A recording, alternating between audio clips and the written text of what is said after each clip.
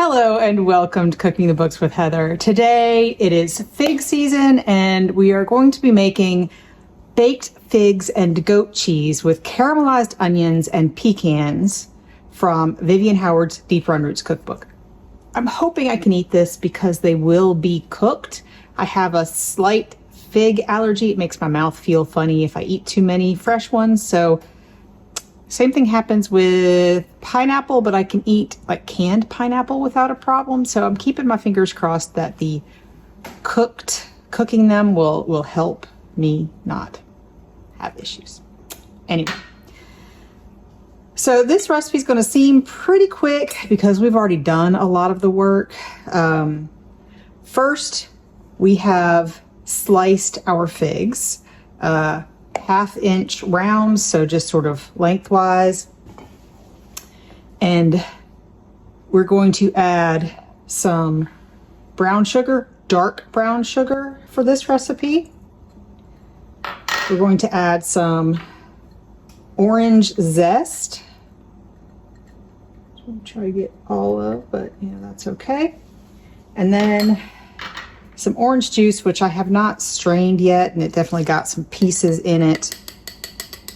So I just wanted to strain it now.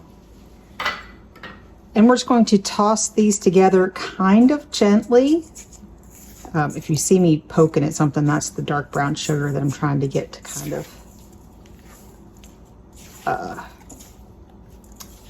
stop being a single clump. So now that's done. The next step in the recipe is to make caramelized onions. I did that before this because I've done it before. I've made at least 2 different caramelized onion recipes. One from It's Always Freezer Season and one from her book, This Will Make It Taste Good. That's the name. And that was called R-rated onions. So it is basically the same as that, except there's definitely salt in it. I mean, it's the amounts here listed in the recipe, but it's caramelized onions with salt and with some finely chopped fresh rosemary. That's all it is, really. If you already have some, like you would if you made the R-rated onions and you made a whole big batch of them, you can just use 1/2 cup of those and add a little rosemary, because she says when these have cooked, it will end up being about 1/2 cup. I did this in my 10-inch cast iron skillet, and those are here, and I'm calling them done. They're decent. They're not all caramelized, but they're also not burnt, which was great. And they took longer than she says. She says 10 minutes, and then another 15 to 20. I'm sure it took longer than that, but I just didn't keep track because we were doing so much other stuff. They always take longer than that. That's just a thing. We've talked about that before. Now we're going to stir our fig mixture into the onions and thoroughly combine them.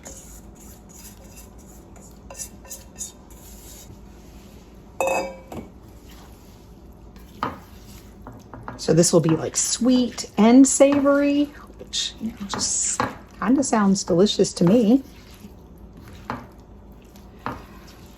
All right. And now we're going to transfer this into a 2-quart baking dish. Mine is a little bit bigger, but that will be fine. I went with a round one, but whatever you have will be fine. Okay, so now I'm just going to kind of spread this out along the bottom so it's pretty even. And we did not grease this or anything, so we'll see what happens there. There's a little bit of butter in the onions that we cooked, but not a whole lot. And there's one more thing before we put this in the oven, and that is goat cheese. So let me go get that. Okay.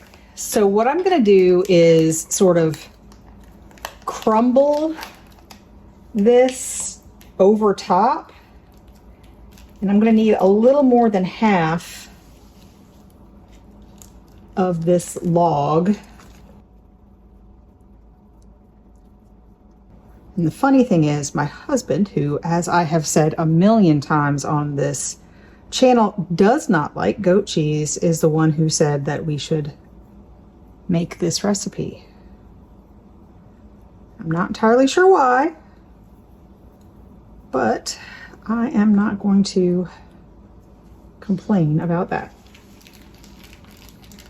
Okay, I think that is plenty. We are almost covered with our goat cheese, and so she says to sort of press it down a little bit, either with your hands or with the back of a spoon, to kind of make sure they come together and marry a little bit, so it's not just completely separate.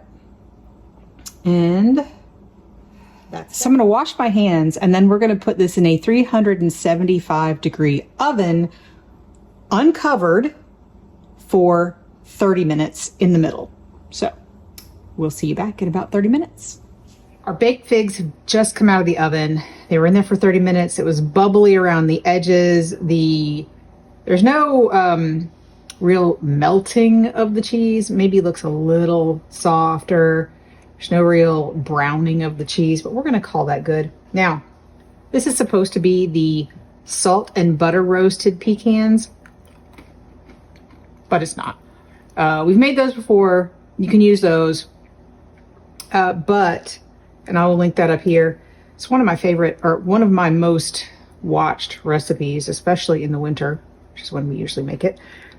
We already had some Viv's Addiction, which I'll also link up here, from the peach recipe that we made recently. So I'm just going to use some of that because I thought it would be good. Roughly chopped.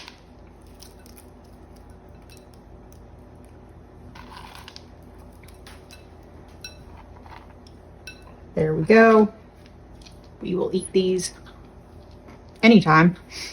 And my husband, who does not like goat cheese, says that it will be better with some pork. So we're putting I've crisped up some prosciutto, also from the peach recipe that I made recently. And I'm just going to scatter that on top, which is, something else that she says you could do this instead of the pecans, or use both. So we are using both. And I think a couple of pieces will probably be plenty. Maybe one more. My baking sheet fit 6, so that's what I did. There we go. Now we're gonna let this sit for about 5 minutes. Spread it on crostini, and we're all done. So while that cools off a little bit, and our crostini is browning up in the oven a bit, I'm gonna wash my hands and take some pictures, and we'll let you know what we think in just a minute.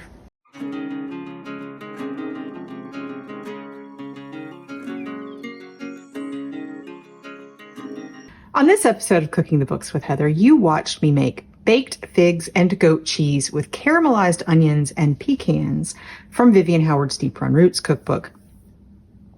So we made this dead of fig season. So we had a lot of figs from our neighbor's tree. He's got a huge tree and is so nice to share with us. So we made this and shared some with him. So that was good. I think he enjoyed it. His wife, not so much, but maybe she doesn't like goat cheese, just like my husband. Although in this recipe, he did say that the goat cheese was a little bit dulled. The flavor that he doesn't like was dulled a bit by the onions and I think the sugar. So it's a little bit sweet and savory, and the goat cheese is a little tangy. I liked it. I wish I could have eaten more of it, but I'm a little careful, even with cooked figs. But I really enjoyed it. I don't think the kids enjoyed it, and I don't think we had... Oh, we did reheat it a few days later when we had company, and those kids also did not love it, even though they like figs, and I think they didn't love it. but we did finish it up. It was tasty. It was a good thing to add to a crostini to have a little sweet and savory addition. I think we added some crumbled prosciutto, crumbled crisped up prosciutto to the top. And we also did not use the salt and butter roasted pecans, which I have made before and we love, but there was a lack of pecans at the store we usually buy them at, and we'd already made a big batch of the Viv's Addiction. And that was perfectly fine in this context as well. So, all that to say, if you enjoy figs and if you enjoy goat cheese, this will be a great thing to have. I would certainly make this at a party. You could bake it up and put it on the crostini and pass it as hors d'oeuvres, and it would be great. Not too messy, but a little bit. Anyway, so if you enjoyed watching me make this, please give me a thumbs up, hit the subscribe button, and come back and watch me make something else next week.